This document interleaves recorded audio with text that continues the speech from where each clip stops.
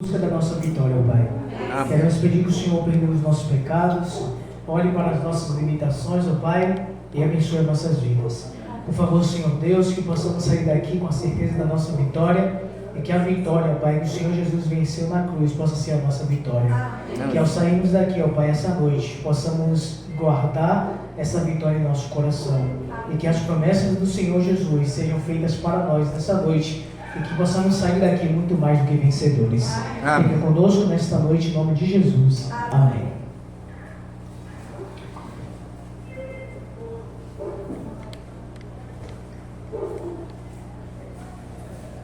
Isso aí, então boa noite mais uma vez a todos.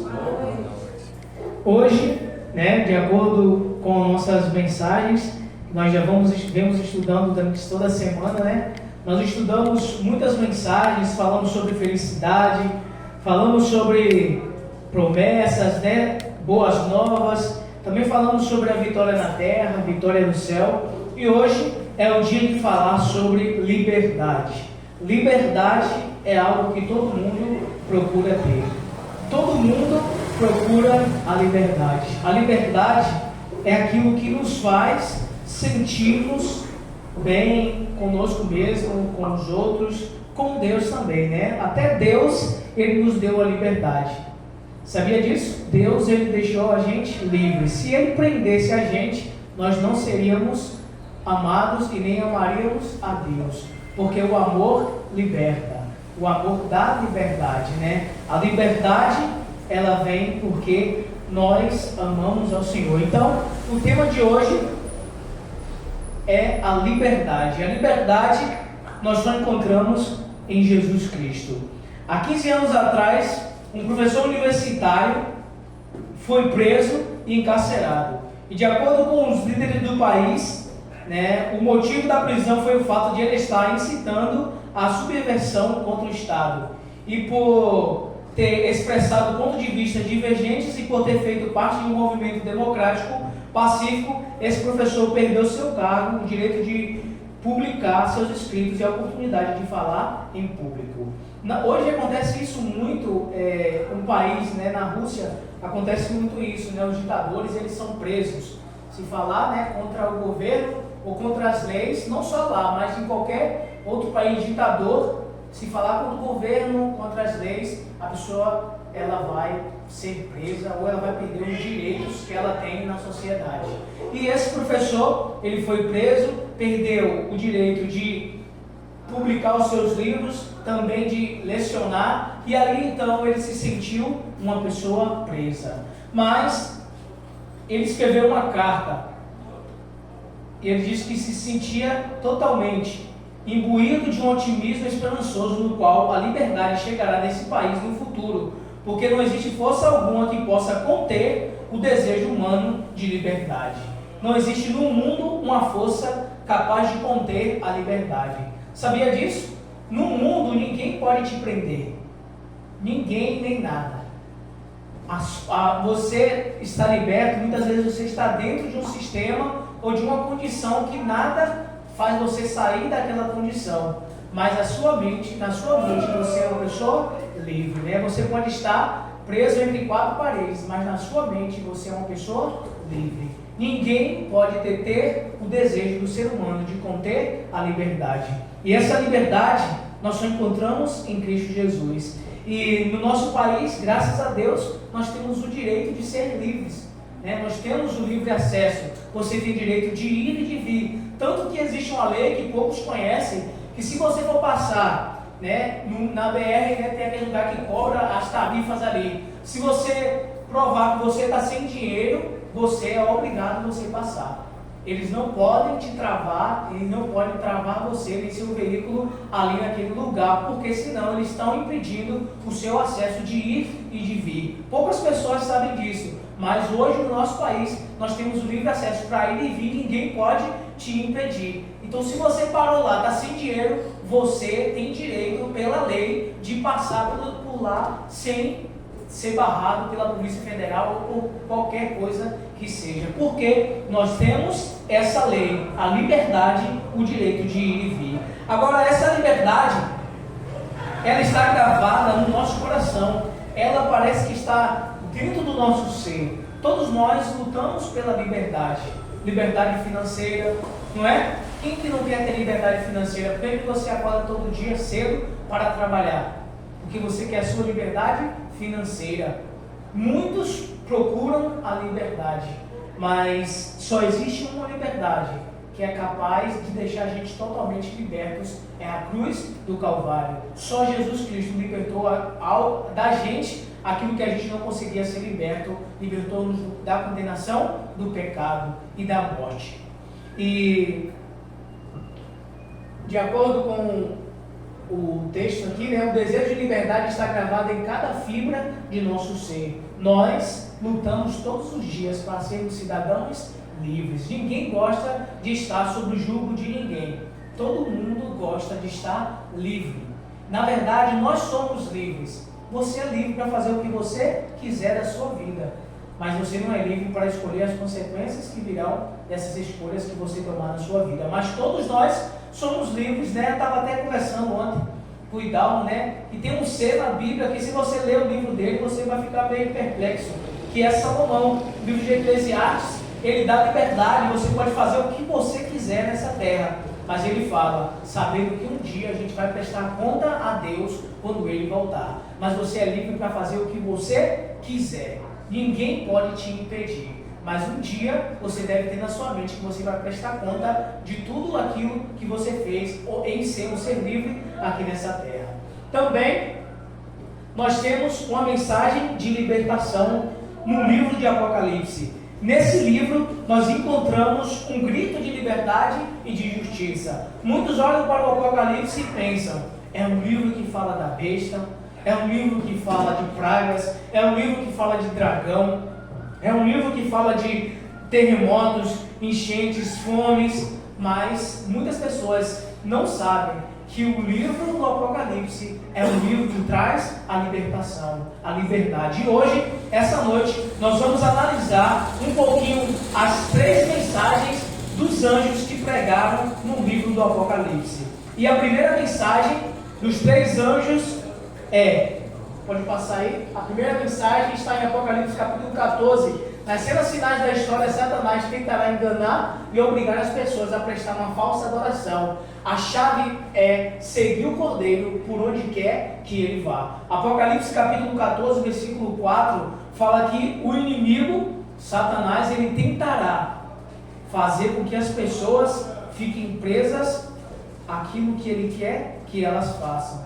Mas o segredo é seguir o Cordeiro onde quer que for. E diz que as pessoas que serão livres, Apocalipse capítulo 14, versículo 4, se você quiser abrir sua Bíblia aí, para a gente analisar um pouco, diz assim, são estes os que não se macularam com mulheres, porque são castos, são eles os seguidores do Cordeiro, por onde quer que vá, são os que foram redimidos dentre os homens, primícias para Deus e para o Cordeiro. O que significa as pessoas que não se macularam com mulheres, porque são castos. Isso significa as mulheres do Apocalipse, as mulheres da prostituição, os falsos enganos, as falsas doutrinas, as falsas ordens mundiais, as pessoas que não se envolverem, nem se macularam, não se mancharam com essas pessoas, com essas crenças, essas pessoas terão o direito de serem pessoas livres, porque elas seguirão o Cordeiro por onde quer que ele for. O Cordeiro que tira o pecado do mundo, nós sabemos que é Jesus. Já passamos, Apocalipse capítulo 14, versículo 6 diz, vi outro anjo voando pelo meio do céu, tendo o evangelho eterno, para pregar aos que se assentam sobre a terra, e a cada nação, tribo, língua e povo. João, ao ver as visões do Apocalipse, em Apocalipse capítulo 14, João vê um anjo voando pelo meio do céu, tendo o que em suas mãos? Um evangelho eterno, para pregar a todas as pessoas que se assentam ou que estão sobre essa terra, toda tribo, língua, povo e nação. A mensagem de libertação é a mensagem do anjo do Apocalipse. Apocalipse capítulo 14, versículo 6, fala que todos nessa terra precisarão ouvir essa mensagem. Sabe que mensagem é essa? É aquela mensagem que em Mateus capítulo 24, versículo 14 fala, e será pregado a mensagem do reino para testemunhar todas as pessoas. Então, virá o fim. Essa é a mensagem que todas as pessoas precisam ouvir para que então o fim venha. Enquanto eu e você não ouvirmos e nem pregarmos, você que sabe, se você não pregar, e você que não sabe, e você não ouvir, Jesus não pode vir a essa terra. A mensagem que o anjo saiu pregando para essa terra é a mensagem do Evangelho eterno. O livro do Apocalipse descreve 3 anjos proclamando ao mundo essas mensagens especiais. E diz-se que o anjo, ele está voando com o Evangelho eterno. O Evangelho eterno, porque esse Evangelho é desde o começo do mundo. Desde que o pecado entrou no mundo, até o final dos tempos, esse é o Evangelho que deve ser pregado para todas as pessoas. Por isso que é um Evangelho eterno. É um Evangelho que, o que é uma coisa eterna que não tem início e nem tem fim? É o Evangelho de Jesus Cristo. O que Jesus, ele fez por nós. É o Evangelho que prega a todas as pessoas as leis de Deus. Porque Deus prometeu, que enviaria o seu Filho para todas as pessoas, para que todo aquele que nele crê não perecesse, mas tivesse a vida eterna. O verdadeiro caráter de Deus está revelado nesse Evangelho eterno. Hoje à noite nós vamos analisar esse Evangelho eterno, esse Evangelho que dá libertação. E a mensagem do primeiro anjo diz que simbolizam as pessoas que pregam essa advertência. Os 3 anjos que pregam esse Evangelho são as pessoas que saem pregando o Evangelho do Senhor na face da terra. O que significa a palavra anjo? Um anjo, ele é o quê? Um mensageiro.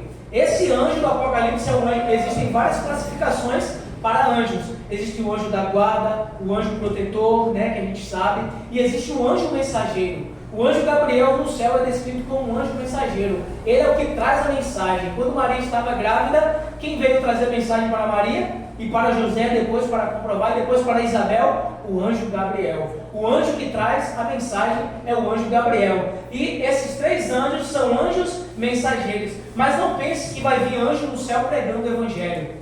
Porque Jesus falou, quando ele esteve aqui na terra, que mesmo que se viessem anjos aqui na terra e aparecesse para a gente, pregasse o Evangelho, ainda assim a gente não se arrependeria. E outra coisa, os anjos, eles queriam muito, eles queriam, e ainda querem muito pregar esse Evangelho. Você sabia disso?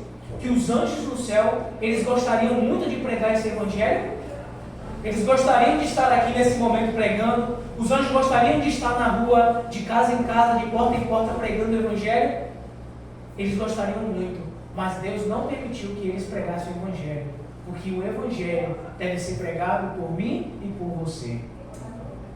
Jesus confiou essa missão para cada um de nós. Mateus 28, também 18, 19 fala: ide, portanto, por todo mundo, pregai esse Evangelho. Jesus fala: vai. Essa é uma missão que Ele confiou para nós. Os anjos gostariam de ministrar esse Evangelho, mas Ele deixou para nós. Então, esses anjos que estão pregando no livro do Apocalipse, significa eu e você. Mas se eu e você não souber que Evangelho é esse, como é que nós vamos pregar esse Evangelho? Já parou para pensar? A Bíblia pede para a gente pregar um Evangelho que é eterno. Mas se eu e você não sabemos que Evangelho é esse, como então pregaremos esse Evangelho? Os 3 anjos são as pessoas que vão pregar essa advertência. E outra coisa, qual é a velocidade de um anjo? Você sabe dizer? Não, né? O anjo, ele transpassa a velocidade da luz. Porque no mesmo tempo que ele está no céu, ele vem aqui na terra no mesmo momento. Ele tem a velocidade de um raio, muito mais veloz. E a velocidade da luz é incapaz de ser calculada. Galileu tentou calcular a luz, mas ele não conseguiu. Quando ele pensava em calcular, a luz já tinha chegado. Eles calculavam a luz no passado, quando eles viam as estrelas. E eles viram na órbita de Júpiter que tinham umas estrelas assim ao redor. Quando botou lá, eles viram que tinha umas estrelas ao redor. E um dia se passava e durante 12 horas ele via que a estrela mudava de lugar. No mesmo horário as estrelas mudavam de lugar. Mas teve um momento que ele olhou para as estrelas e ele viu que a estrela mudava de lugar, mas a hora era diferente. Não que a estrela estava mudando num momento diferente, mas é que a luz havia chegado para ele em um momento diferente.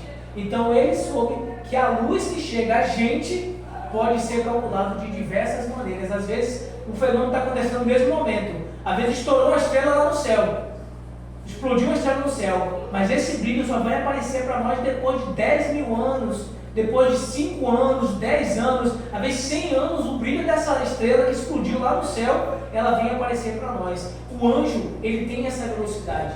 O anjo, a velocidade de um anjo é incapaz de controlar. E por que eu estou falando da velocidade da luz do anjo? Porque a mensagem do Evangelho deve ser pregada com tanta emergência que foi simbolizado por um anjo. A mensagem é urgente e deve ser pregada a todas as pessoas. A urgência que o anjo vem para te proteger é a mesma urgência que a mensagem deve ser pregada para as pessoas. Mas muitas pessoas têm definhado em seus lares, nas ruas, abandonados pelas sociedades, porque não conhecem o Evangelho eterno. Outro ponto importante: esse anjo voa pelo céu e proclama em alta voz. Isso indica a rapidez e a universalidade da mensagem. A mensagem precisa ser pregada não aqui em Macaé, não no bairro do Horizonte, mas deve ser pregada por todo mundo. A igreja que não prega esse Evangelho, ela não está de acordo com a vontade de Deus. Ela não está cumprindo aquilo que Deus ordenou. E o Evangelho eterno, um Salvador que demonstrou o verdadeiro caráter de Deus e da sua lei. O Evangelho eterno demonstra o caráter de Deus e a sua lei. Passando para o próximo, nós vamos analisando que Apocalipse capítulo 14, o versículo 7, diz o seguinte: dizendo em grande voz, temei a Deus e dá-lhe glória, pois é chegada a hora do seu juízo, e adorai aquele que fez o céu e a terra e o mar e as fontes das águas. Eclesiastes capítulo 12, versículo 13. Deixa eu abrir aqui.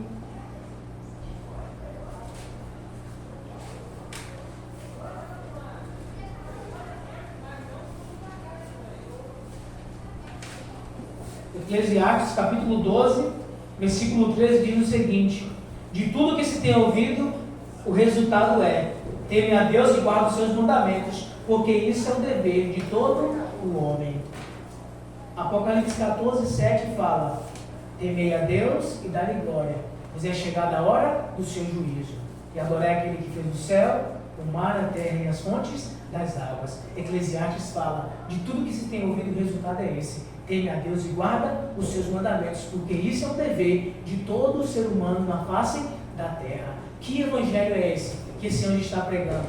O evangelho que diz que os mandamentos de Deus precisam ser guardados e que a lei de Deus é um dever de ser guardado por todas as pessoas na face da terra, independente que queira ou se não queira, se acha certo ou não. O evangelho é esse: os mandamentos de Deus que definem o seu caráter. Passando para o próximo, também 1 João capítulo 5, versículo 3 diz: porque nisto consiste o amor de Deus, que obedeçamos os seus mandamentos.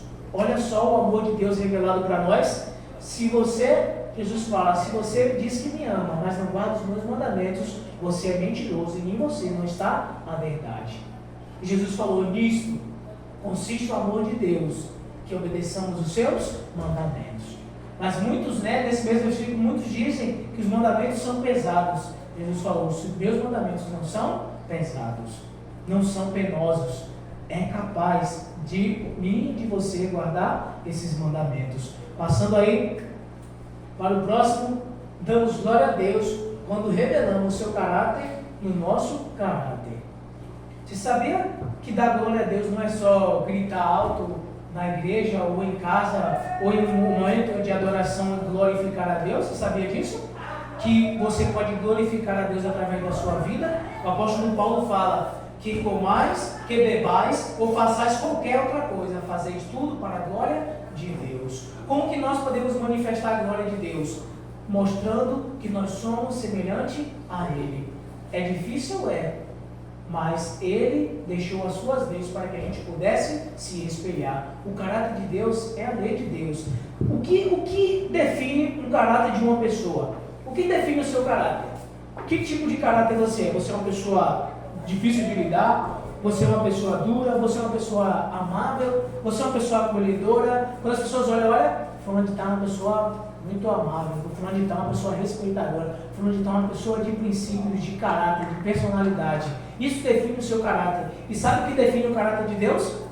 Para a gente falar aí, qual é o caráter de Deus? O caráter de Deus é os 10 mandamentos. Quando ele pede para você não roubar, não matar, não adulterar, não furtar, ele está querendo que aquilo que existe nele, existe em mim, existe em você também. Então esse é o caráter de Deus. E ainda, quando nós olhamos para a mensagem do Evangelho Eterno, tem uma mensagem urgente: chegou a hora do seu juízo. É chegada a hora do juízo de Deus sobre a terra. O ministério de Cristo no lugar santíssimo é a obra final pela salvação da humanidade. Muitas pessoas em muitos lugares, e eu tenho isso na minha mente, muitas pessoas não pregam o Evangelho eterno e nem pregam o Evangelho completo. O Evangelho que Jesus morreu só na cruz não é o Evangelho completo. O Evangelho que Jesus morreu e no terceiro dia ressuscitou não é o Evangelho completo. Você sabia disso? A gente prega, né, que Jesus morreu na cruz para salvar, para te redimir dos pecados, no terceiro dia ressuscitou, e assim como ele ressuscitou, você também, quando você se batiza ou quando você nasce de novo, você ressuscita também. Mas o Evangelho completo é o Evangelho que fala do dia do juízo. O juízo de Deus começou e Jesus não parou de trabalhar por mim e por você. Jesus não falou assim: olha, eu já fiz minha parte, Juscelio, eu já fui da terra, já morri por você, agora quem faz a sua parte é você. Jesus não deixou a gente a descer da nossa vontade e nem da nossa sorte. Sabia disso? Jesus falou: olha, eu já derramei meu sangue, já fui furado, eu já fui chicoteado, já me botaram na coroa de espinho, já fui crucificado, agora é vocês que fazem a sua parte. Jesus não fez isso. Sabe o que Jesus está fazendo por você hoje? Que muitas pessoas não sabem? Ele está de joelhos, intercedendo por mim e por você. Hebreus fala sobre o santuário celestial, o santuário onde Deus está no trono e Jesus Cristo está intercedendo pelos nossos pecados diante de Deus. Sabe aquelas palavras que Jesus falou na cruz? Pai, perdoa eles porque eles não sabem o que fazem. Até hoje Jesus ainda está dizendo para Deus: Pai, perdoa quando nós pecamos. Pai, perdoa ele porque ele não sabe o que ele está fazendo. Pai, tem misericórdia dele porque foi por ele que meu sangue foi derramado. Pai, perdoa ele mais uma vez porque eu fui lá e ele é digno do perdão. Jesus não parou de trabalhar, ele ainda está intercedendo por mim e por você. E se você pregar que Jesus só morreu na cruz e ressuscitou, o Evangelho ainda está pela metade. O Evangelho completo é o Evangelho que mostra Jesus intercedendo por mim e por você, e um dia esse juízo também virá sobre nossas vidas, de acordo com as obras que nós praticamos aqui nessa terra. Passando para o juízo investigativo, é o juízo que iniciou sobre a terra. Nós não vamos demorar muito nesse tema, porque é um tema mais profundo e depende muito tempo para a gente estudar. Mas o juízo investigativo continuará até que cada caso seja decidido até o final do tempo da graça. Devemos examinar o nosso coração e não o dos outros. Viu aí? O que significa o juízo que já começou? Já começou o juízo sobre a terra. E o juízo investigativo. O que significa investigativo? O detetive, ele investiga. É um juízo que agora Deus, Jesus, está fazendo por nós. Todas aquelas pessoas que já morreram, a investigação começou. Fulano, né, as obras, está tudo escrito nos livros, tudo relatado, e aí começando a investigação. Jesus não vai voltar enquanto todas as pessoas, tanto os mortos como os vivos, estejam julgados. Talvez o meu nome está passando hoje, ou vai passar amanhã, ou já passou, no livro investigativo. E como que está o nosso coração diante das obras que nós praticamos? Mas uma coisa é bem interessante: devemos examinar o nosso coração e não os dos outros. Porque quando a gente olha para o juízo, quando fala de juízo, a gente olha logo para a pessoa que está do nosso lado, ou então a pessoa que está na rua, a pessoa que está no mundo. Mas quando Jesus voltar, vai estar só você e ele. Mas por que você não me aceitou, meu filho? Ah, Senhor, porque minha esposa, porque meu marido, porque meu filho. Eu não estou perguntando do seu marido, do seu esposo, do seu filho, eu estou perguntando de você. A pergunta vai ser particular. O que você fez com a vida que eu te dei? E nesse juízo, todos os seres humanos comparecerão diante do tribunal de Deus e prestará conta a cada um de si e não do outro. Por isso que fala, você não pode mudar ninguém. O único poder que você tem a mudar é você mesmo. Porque Deus não vai pedir conta de uma pessoa. Ele vai perguntar, Ana Paula e Wagner? Não vai perguntar. Vai perguntar, Wagner, a sua vida, Ana Paula, a sua vida, o Ala, a sua vida, Gigi, a sua vida, Ana Giovânia, Aurelindo, todos que estão aqui. Vai perguntar particularmente. E aí vem a pergunta, o que nós estamos fazendo com a nossa vida, com o nosso coração? E a mensagem também fala que nós precisamos adorar aquele que fez o céu, a terra, o mar e as fontes das águas. O único digno de adoração é o nosso Criador. Aí um ponto importante que nós pegamos na mensagem do Evangelho Eterno. Devemos adorar somente quem fez o céu, a terra, o mar e as fontes das águas. Quem é esse que fez a terra, o mar e as fontes das águas? Quem é? Jesus, Cristo, Deus e o Espírito Santo. Mas Deus é um, né? Então devemos adorar a Deus. O único digno de adoração é o nosso Criador. E o único dia nos mandamentos de Deus que tem Deus como Criador é o mandamento do sábado. Esse chamado para adorar a Deus Criador é um chamado para guardar o dia do Senhor. Sabe por quê? Porque o sábado reconhece que Deus é o nosso Criador e não está limitado a uma só nação. Foi dado a toda a humanidade. O sábado é o dia do Senhor. E o sábado declara que Deus é o Criador.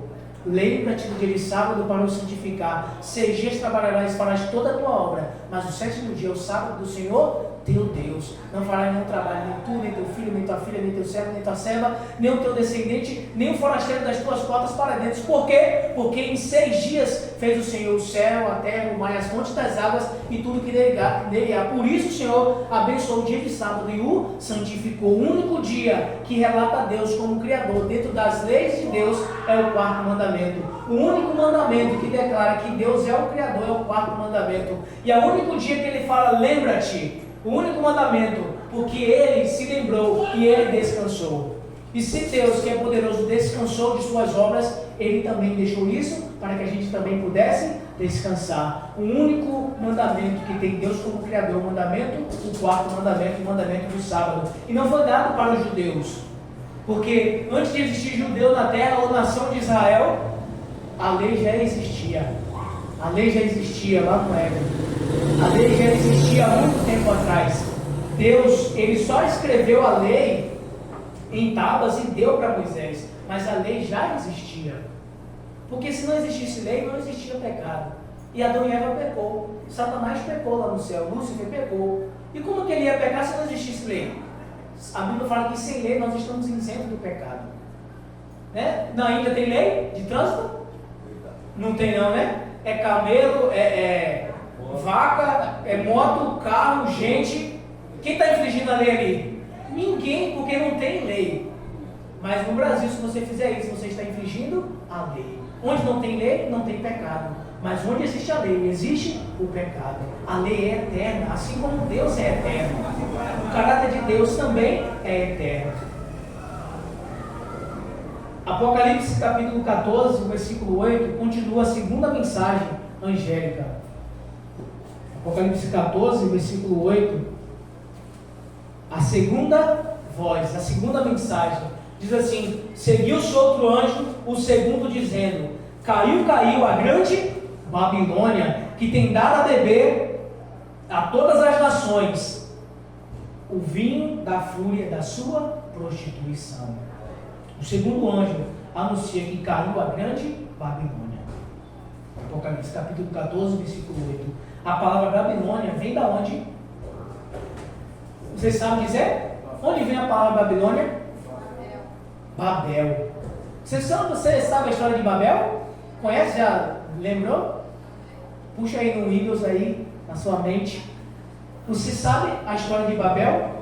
A história de Babel foi um dia que Deus desceu na terra e confundiu a língua de muitas pessoas. Quando Deus mandou um dilúvio na terra, matou um monte, só sobrou Noé e sua família. Aí nasceram as descendências de novo e fizeram o quê? Agora, para Deus não destruir a gente, vamos construir uma torre muito grande, para que quando chover a gente vá lá para o topo da torre e a gente não morra afogado. fizeram isso e começaram a fazer a grande torre, a grande construção, a Babel. Começaram a construir a torre de Babel. E nessa construção que foi crescendo, crescendo, crescendo, Deus olhou do céu, a Bíblia fala, e Ele não se agradou do que Ele viu. Ele olhou e falou: não estou me agradando dos filhos dos homens. Vou descer lá e vou confundir a língua de todos eles. E quando Deus desceu, Deus confundiu a língua de todos. Quando um falava, o outro não entendia absolutamente nada. E ali se formou uma grande Babel, uma grande confusão. Babel significa confusão. Foi ali que Deus disseminou todas as raças da terra, tribo, língua, essa língua que nós temos hoje, que veio proveniente dos índios, dos portugueses, latino-americano, tudo isso foi espalhado lá em Babel. Antes de Babel, todo mundo falava a mesma língua, mas depois de Babel, as línguas viraram diversos tipos de línguas e dialetos, várias formas de falar que nós temos hoje em nosso mundo. Então, Babel significa confusão. E João fala o quê? Que o outro anjo saiu voando pregando ou dizendo: caiu, caiu a grande Babilônia, que fez todas as nações beberem do vinho da fúria da sua prostituição. Babilônia, assim como Babel, caiu. Caiu e o que ela fez? Ela deu de beber do vinho da sua prostituição. O que significa essa prostituição e esse vinho? O vinho significa da prostituição, sabe o que significa?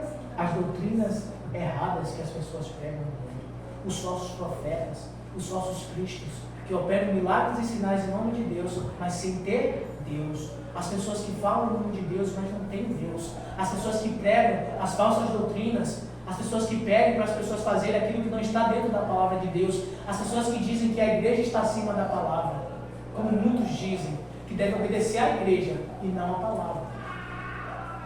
Que a palavra foi feita pela igreja, então a igreja é maior do que a palavra, muitos esperam, não sabendo que a palavra é Deus. Deus é a revelação da palavra. Então toda essa doutrina, todas essas pessoas que seguem essas doutrinas, o que vai acontecer com elas? Elas vão cair, assim como Babilônia caiu também. E Babilônia, como nós falamos, representa confusão, diversas formas de religiões e falsas doutrinas apóstatas.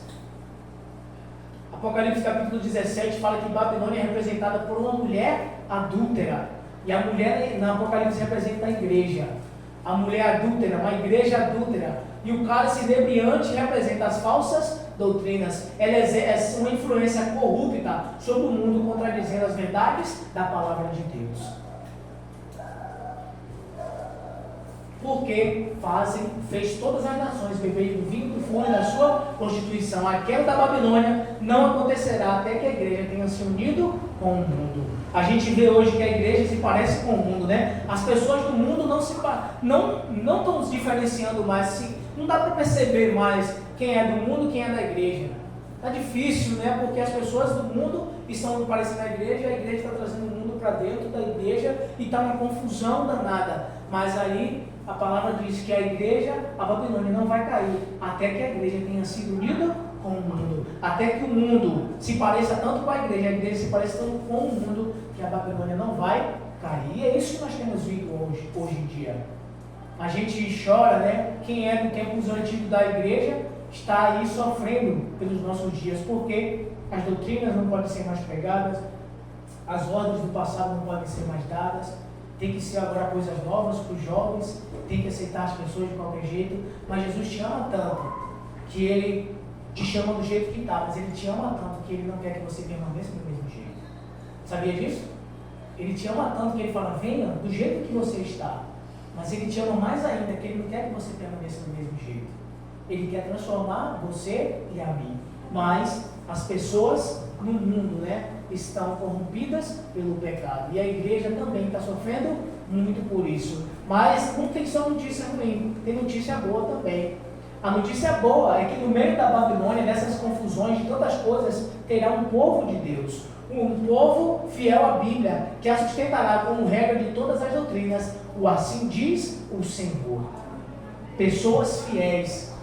Deus, a Bíblia fala, Isaías fala, Deus está observando do céu para a terra, Ele está procurando os verdadeiros adoradores. Amém. Ele está procurando, Ele olha, Ele fala, olha, ali em Macaé tem um, tem dois, lá na outra cidade tem outro, em outro lugar tem outro, e a Bíblia fala que no final dos tempos, Deus irá unir todos os verdadeiros adoradores que adorarão o Pai em espírito e em verdade. Todos os verdadeiros adoradores que adoram o Pai em espírito e em verdade. Agora, passando aí, Apocalipse capítulo 14, o versículo 9 e o versículo 10 é a terceira mensagem, a terceira e última mensagem que nós temos para pregar a esse mundo. Seguiu-se a este outro anjo terceiro dizendo, em grande voz, se alguém adora a besta e a sua imagem, e recebe a sua marca na fronte ou sobre a mão, também esse beberá do vinho da cólera de Deus, preparado sem mistura, do cálice da sua ira, e será atormentado com fogo e enxofre diante dos santos anjos, na presença do Cordeiro. Como pode um livro que fala sobre essas coisas trazer libertação? Quem adora a besta e a sua imagem, ou recebe a sua marca na fronte ou na mão, esse vai fazer o quê? Esse vai beber da fúria de Deus, preparado sem mistura, pura, limpa, a fúria de Deus sem misericórdia.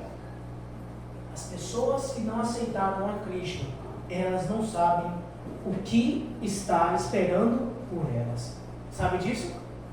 E eu também, que aceitei a Cristo, mas vivo uma vida desordenada, eu não sei de verdade o que está me esperando. É uma fúria preparada sem mistura. Aquela fúria que Jesus sofreu na cruz, não tem aquela fúria lá que ele falou, Pai, por que me abandonaste? Aquela fúria da separação de Deus, aquela ira do pecado, aqueles cravos, aquelas dores que Jesus passou, é a ira de Deus sendo derramada sobre Jesus. Foi a ira de Deus derramada sobre Jesus sem mistura. A consequência do pecado, porque o salário do pecado é a morte. Quando nós trabalhamos, o trabalhador, o provérbio fala, é digno do seu salário. Se você trabalha, o salário é sua dignidade. Você não está pedindo, não precisa pedir, não precisa nada. Você é digno daquilo, porque você fez por merecer. E a Bíblia fala que o salário do pecado é a morte. Você merecia a morte. Você merecia essa fúria aqui de Apocalipse, do vinho da ira de Deus. Imagina Deus irado. Imagina só um Deus irado. Você sofrer essa ira, sem ter ninguém para entrar na frente ou para suportar essa ira. Mas as pessoas que aceitaram a Jesus não precisam mais passar por essa condenação. Sabe por quê? Porque Jesus já sofreu a ira por mim e por você. Jesus já carregou a cruz. Jesus já carregou o fardo. Você não precisa estar cheio de fardo nas costas, carregando uma cruz imensa, pesada, um peso, um fardo. Porque Jesus já carregou esse fardo por mim e por você. E o que nos resta é entregar nossa vida em comunhão, em amor, em adoração ao nosso Deus. A besta simboliza uma igreja corrupta que se misturou com o poder político para perseguir os seus opositores.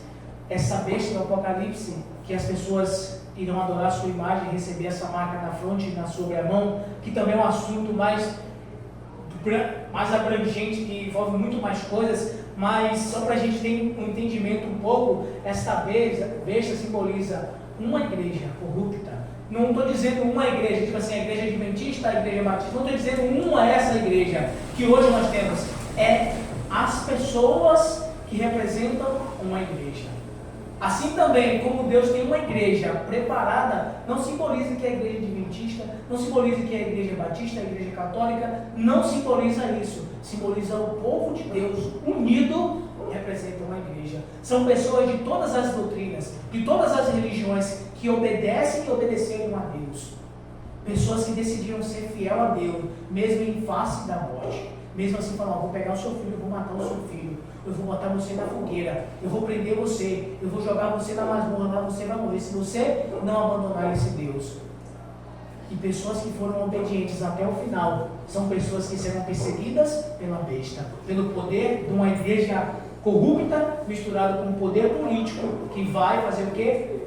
Perseguir a igreja e vai também matar muitos dos fiéis cristãos, servos de Deus.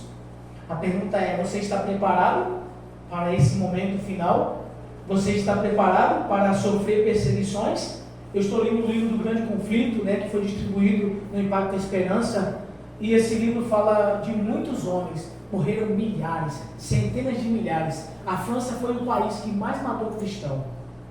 A França chegou a um nível tão grande de corrupção que pegaram uma mulher e falaram: agora não existe mais Deus, não existe mais Bíblia, não queremos saber mais nada disso. Agora a deusa vai ser essa mulher. Pegaram a mulher e colocaram lá sentada no bar e falaram: agora a gente vai adorar ela e a gente vai fazer o que a gente quiser. Mataram muitos cristãos na França e muitos fugiram de lá da ira do poder político e religioso. E acontecerá mais uma vez no final dos tempos. Precisamos nos preparar, precisamos estar ao lado do Senhor Jesus.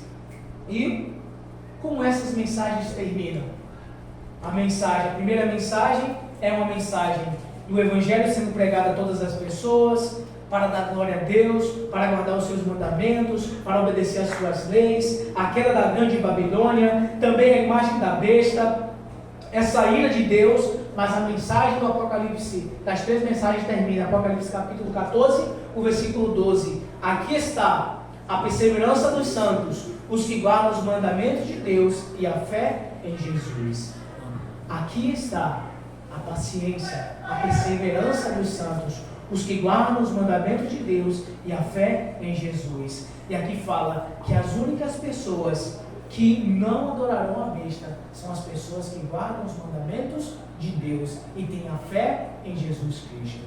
A mensagem termina com um chamado para a libertação. Aqui está a perseverança dos santos, os que obedecem os mandamentos de Deus e permanecem fiéis a Jesus. Se você não quer passar por essa triste tragédia que irá vir sobre a humanidade, você precisa obedecer a Deus, guardar os seus mandamentos e permanecer fiel a Jesus. Essa é uma mensagem que traz libertação. E a fé de Jesus é a essência para guardar a lei de Deus. Hebreus capítulo 11, versículo 6, fala o seguinte. Hebreus capítulo 11, versículo 6.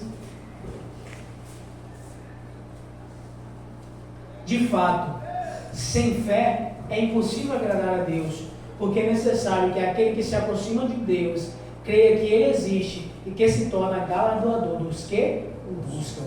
Sem fé é impossível agradar a Deus. Você pode ter tudo, mas se você não ter fé, você não vai agradar a Deus. Quando você pede uma coisa para Deus, mas você pede sem fé, aquilo não vai acontecer. Mas se você pede a Deus com fé, você vai agradar a Deus. E quando você agrada o seu pai e a sua mãe, o que acontece? Você recebe aquilo que você quer. O filho, né? Os filhos, ontem eu contei da história aqui, né? Que para sair de casa tinha que fazer as coisas de casa, né? Mas um filho, quando quer pedir uma coisa para a mãe, ele agradou a mãe e o pai, tratou com amor, carinho, fez as coisas que ele tem que fazer de casa. É quase difícil a mãe negar o pedido de um filho.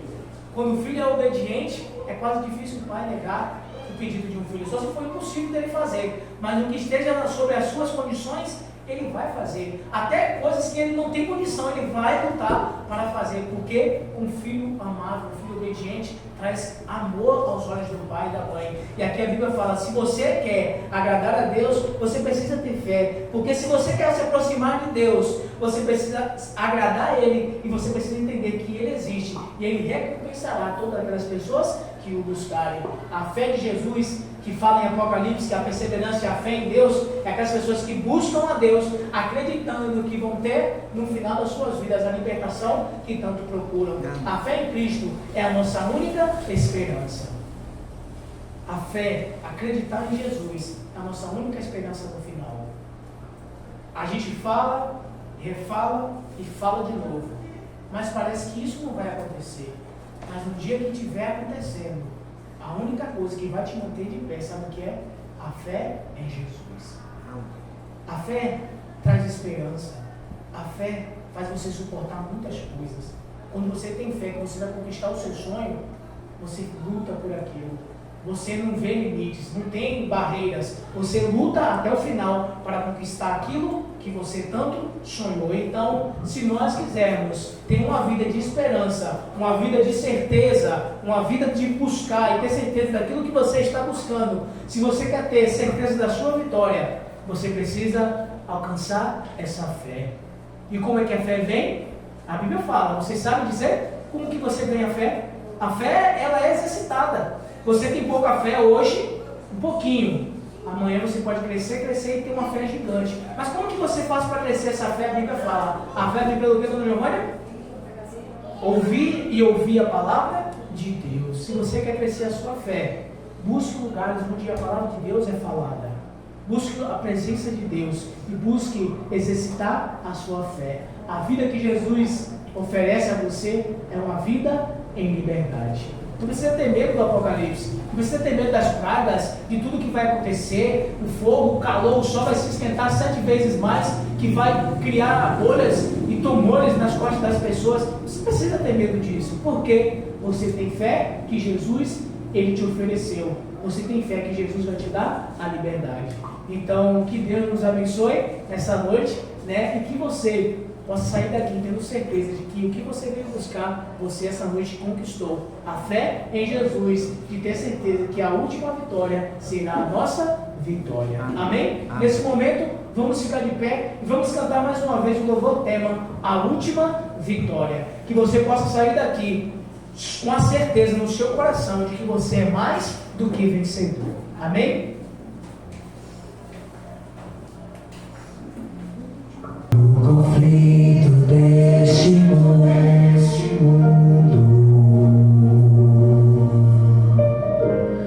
um clamor irrompe os céus,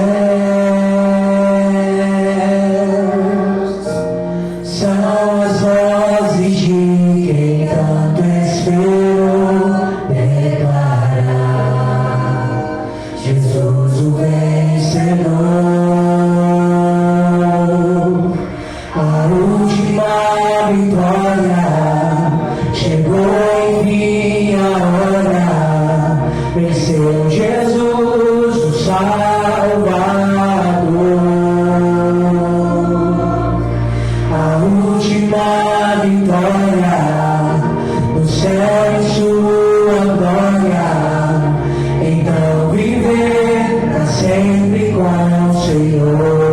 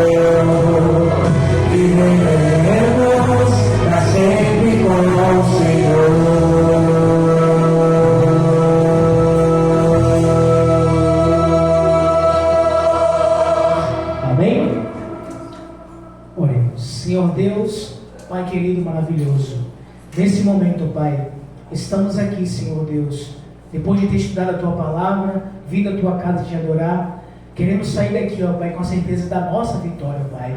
porque a vitória, ó Pai, não foi ganhada por nós, porque nós somos fracos, imperfeitos e pecadores, mas a vitória nos foi dada pelo Cordeiro de Deus que tira o pecado do mundo.